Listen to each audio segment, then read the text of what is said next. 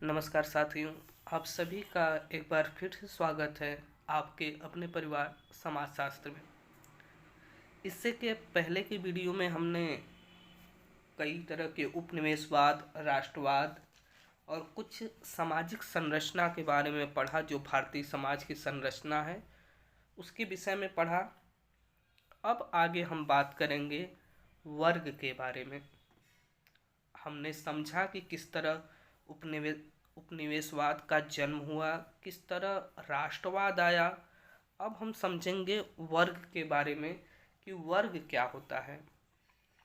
और अगर हम सामान्य सी भाषा में अगर बात करें तो सामाजिक स्थिति वाले व्यक्तियों का समूह वर्ग कहलाता है। जैसे डॉक्टर हैं तो डॉक्टर लोगों का एक वर्ग है कि ये डॉक्टर वर्ग के हैं। जैसे हम लोग स्टूडेंट हैं तो ये हमारा एक वर्ग है। यानी कि जो लोग किसी एक ही प्रकार के व्यवसाय से या एक ही प्रकार के पेशे से जुड़े होते हैं वही हमारा वर्ग हो गया। जैसे कि हम लोग शिक्षा प्राप्त कर रहे हैं तो हम सब लोग शिक्षा प्राप्त कर रहे हैं। हम सब लोग का एक उद्देश्य है नौकरी प्राप्त करना, तो ये हमारा एक वर्ग है। फिर आगे कहा जाता है कि वर्ग अर्जित परिस्थिति पर आधारित होता है। इसका मुख्य आधार आर्थिक होता है। अर्जित परिस्थिति क्या होता है? अर्जित का मतलब होता है पाना। किसी चीज़ को पाना ही अर्जित कहलाता है। तो यानी वर्ग हमारा अर्जित परिस्थिति होता है। वर्ग हमारा बदलता रहता है। आज अगर हम 1 लाख पा रहे हैं सैलरी तो हम एक छोटे से वर्ग में हैं। अगर हम उससे ज़्यादा सैलरी पाएंगे तो थोड़ा सा उच्च वर्ग में आएंगे। 5 लाख 10 लाख बिजनेस वाले में आए तो हम बिजनेस क्लास के वर्ग में आएंगे। यानी हमारा जो आर्थिक आधार होगा उसी से हमारा वर्ग का निर्धारण होगा। अगर कोई 200 कमा रहा है तो निम्न वर्ग में आ जाता है, मजदूर वर्ग में आएगा। तो वर्ग जो हमारा है वो हमारे परिस्थिति पर निर्धारण करता है, हमारे आर्थिक स्थिति पर निर्धारण करता है। वर्ग क्या होता है? अर्जित परिस्थिति होता है। समझ में आ गया होगा। वर्ग एक ऐसी स्थिति है, सामाजिक स्थिति है, जो व्यक्तियों का समूह होता है और इनकी सामाजिक परिस्थिति पर निर्भर करता है। इसी बात को समझाते हुए मैकाइवर एवं पेज ने कहा कि सामाजिक वर्ग एक समुदाय का कोई भाग है। यानी एक समुदाय का कोई भाग है जो सामाजिक स्थिति के आधार पर शेष भाग से पृथक किया जाता है। यानी एक समाज में बहुत सारे लोग रह रहे हैं, लेकिन उन लोगों में, उन सभी लोगों में, मान लीजिए एक समाज में 100 लोग रह रहे हैं, उन 100 लोगों में से 20 ऐसे लोग हैं जो लगभग अच्छे नौकरी में हैं। तो उन लोगों का एक अलग वर्ग हो जाएगा कि ये एक अच्छे नौकरी वाले हैं, अच्छे वर्ग के लोग हैं। तो यही मैकाइवर एवं पेज का कहना था। आगे बढ़ेंगे तो इस प्रकार व्यक्ति योग्यता, शिक्षा एवं ज्ञान द्वारा वर्ग में अपनी स्थिति उच्च कर सकता है। तो अगर हमारे पास ज्ञान आ गई, योग्यता आ गया, हमने बताया कि अभी हम पढ़ रहे हैं, हम पढ़ने के बाद अच्छी नौकरी ले लेंगे तो हमारा वर्ग चेंज हो जाएगा। नौकरी में भी अगर हम छोटे में हैं तो हमारा छोटा वर्ग होगा। अगर प्रमोशन हो जाता है, आगे हम किसी अन्य नौकरी पे, अन्य उच्च वर्ग पे चले जाते हैं तो हमारा उच्च वर्ग हो जाएगा। तो इस तरह से हम वर्ग को 3 तरह से देख सकते हैं। आपको समझ में आ गया? एक तो निम्न वर्ग, जो नीचे के लोग हैं, कम काम करते हैं, जिनका आर्थिक स्तर जो है नीचा है। फिर एक मध्यम वर्ग के होंगे जो बहुत ज़्यादा ऊपर ना होंगे, न तो बहुत ज़्यादा नीचे होंगे, बीच के होंगे। और एक होगा सबसे उच्च वर्ग, जिनकी आर्थिक स्थिति, जिनका आय, जिनका रहन सहन वो सबसे ऊंचा होगा। तो वर्ग 3 तरह से बांट सकते हैं: निम्न वर्ग, मध्यम वर्ग, उच्च वर्ग। आप लोगों को समझ में आ गया होगा। इसका आधार आर्थिक होता है। अब आगे बढ़ते हैं, बात करते हैं समुदाय की। समुदाय क्या होता है? तो अगर हम समुदाय को इंग्लिश में कहते हैं कम्युनिटी। अगर कम्युनिटी शब्द पे गौर करें तो ये लैटिन भाषा के 2 शब्दों से मिलकर बना है। पहला है कॉम और दूसरा है मिनस। कॉमिनस से मिलकर जो है ये बना है, जिसमें अगर कॉम शब्द का अर्थ हम लगाएं तो उसका अर्थ होता है टूगेदर। टूगेदर मतलब साथ साथ होता है। और मिनस का अर्थ जो लगाएं तो उसका अर्थ होता है सर्विंग। सर्विंग मतलब सेवा देना या सेवा करने से है। और दोनों को हम अगर जोड़ दें एक साथ तो टुगेदर और सर्विंग का मतलब साथ साथ सेवा देना। यानी समुदाय एक ऐसा शब्द है, एक ऐसा समूह है जिसमें लोग साथ साथ मिलकर सेवा करते हैं। समझ में आया? समुदाय एक ऐसा समूह है जिसमें लोग साथ साथ मिलकर क्या करते हैं, एक दूसरे की सेवा करते हैं। अगर इस प्रकार इस परिभाषा पर अगर हम ध्यान दें तो समुदाय का अर्थ व्यक्तियों के ऐसे समूह से है जिसमें वो निश्चित भूभाग में साथ साथ रहते हैं और एक उद्देश्य के लिए नहीं बल्कि समान उद्देश्य के लिए इकट्ठा रहते हैं। यानी केवल एक ही उद्देश्य उनका नहीं रहेगा, वो समान उद्देश्य, किसी की और आवश्यकता आ सकती है, किसी की अन्य आवश्यकता आ सकती है, किसी को मान लीजिए भोजन की आवश्यकता है, किसी को पढ़ाई की आवश्यकता है, किसी को पानी की आवश्यकता है, किसी को साफ सफाई की आवश्यकता है। तो एक ऐसा समुदाय जो जो एक ऐसा समूह जो निश्चित भूभाग में रहता है, एक भूभाग का मतलब जमीन पे एक निश्चित जगह पे रहता है। जैसे हम लोग मान लीजिए उत्तर प्रदेश में हैं तो वहाँ पे रहते हैं और उसके बाद उनका एक उद्देश्य होता है, समान उद्देश्य जो सबके लिए अलग अलग हो सकता है और संपूर्ण जीवन उनका इसी प्रकार व्यतीत होता है, यहीं व्यतीत होता है। इस चीज़ को समझाते हुए मैकाइवर एवं पेज कहते हैं समुदाय सामान्य जीवन का क्षेत्र होता है। समुदाय सामान्य जीवन का क्षेत्र होता है, यानी एक समुदाय के लोग नॉर्मल जीवन जीते हैं, वहीं रहेंगे, वहीं खाएंगे, वहीं शिक्षा प्राप्त करेंगे, उसी प्रकार से उनका जीवन व्यतीत हो जाता है। अगर उदाहरण के तौर पे हम देख लें तो एक गांव हो सकता है, गांव एक समुदाय है, नगर हो सकता है, कस्बा हो सकता है, एक राष्ट्र हो सकता है। ये सब उदाहरण है किसके? समुदाय के।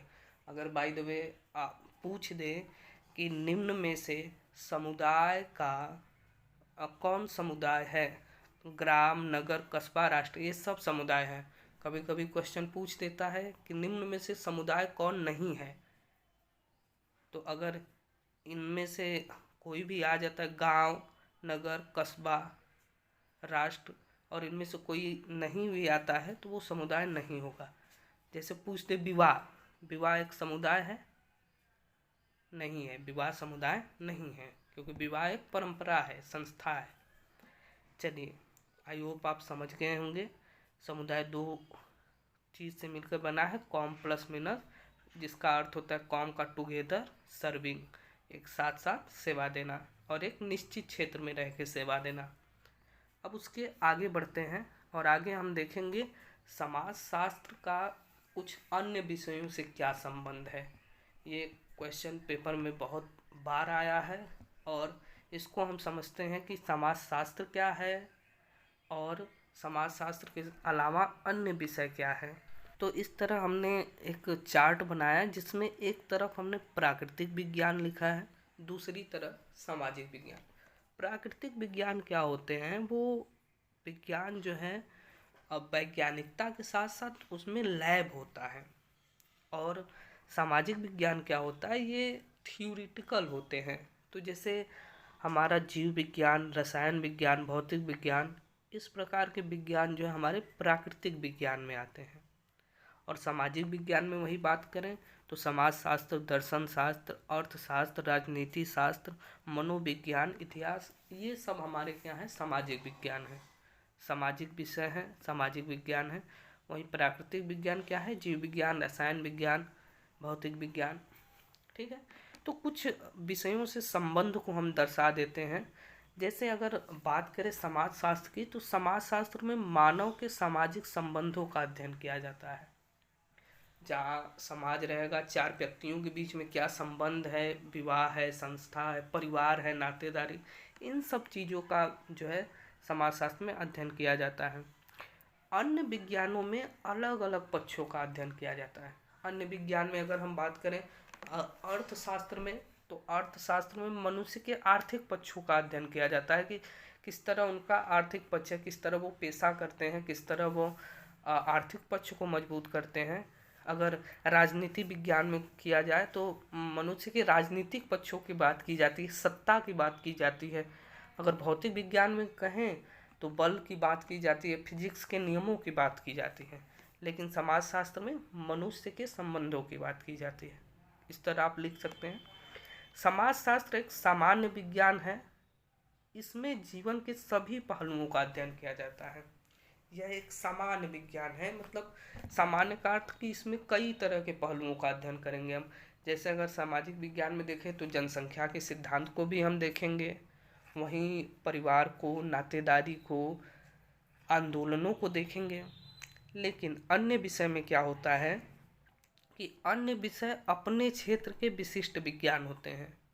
जैसे अर्थशास्त्र में मनुष्य के आर्थिक पक्ष का, उसी तरह इतिहास में मनुष्य के पूर्व काल का जो है ज्ञान होता है। प्राचीन चीज़ों को हम देखते हैं किस तरह मनुष्य के साक्ष्य थे। अगर बात कर लें दर्शन शास्त्र या मनोविज्ञान की, तो मनुष्य के मस्तिष्क क्रियाओं की, भावनाओं की जो है बात की जाती है।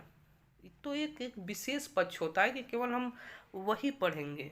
अगर इतिहास की बात होती है तो हम प्राचीन चीज़ों को ही पढ़ेंगे, ऐसा नहीं कि उसमें हम अर्थशास्त्र की चीज़ें, आर्थिक पहलुओं को पढ़ लें।